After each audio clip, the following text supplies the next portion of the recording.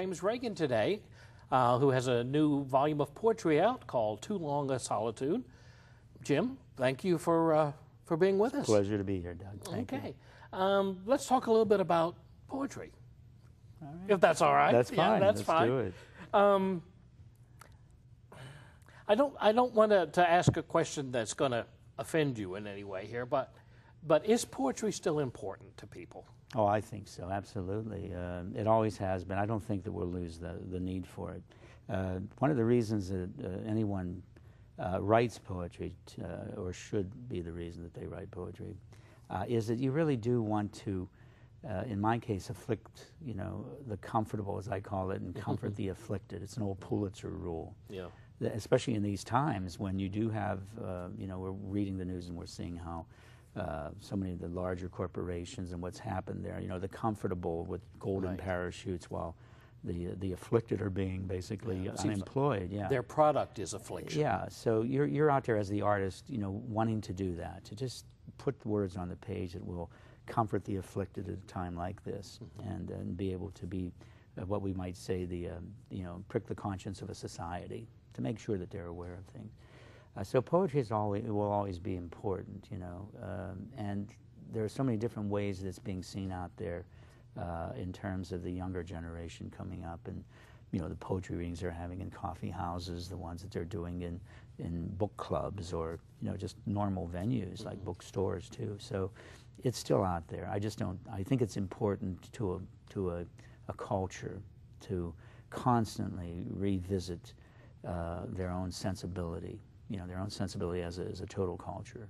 And in America, I've always looked at it as being such an assimilation of so many cultures. When you think about it, when you have so many different voices coming in, especially the voices coming from foreign countries, like my own. I didn't learn English until I was, in 4th grade, because my first language was Slovak.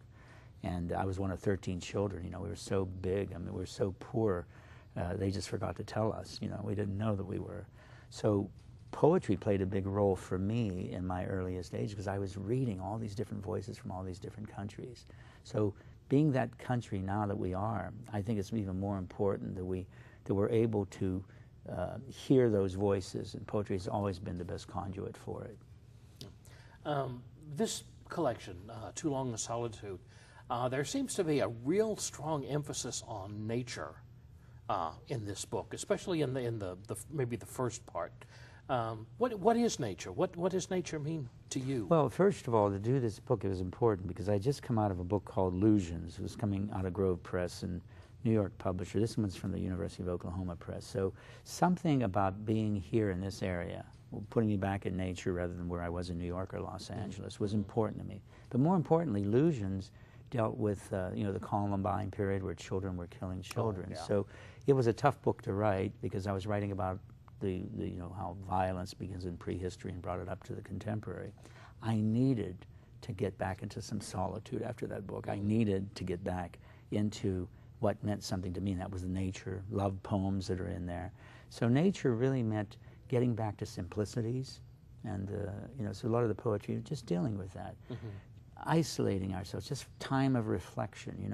Again, as a country, we're going through that period right now. There's a huge time of reflection. We've sort of lost our context as a culture, and so it's important that we go back to some solitude, but that we revisit simplicities in our life and appreciate them.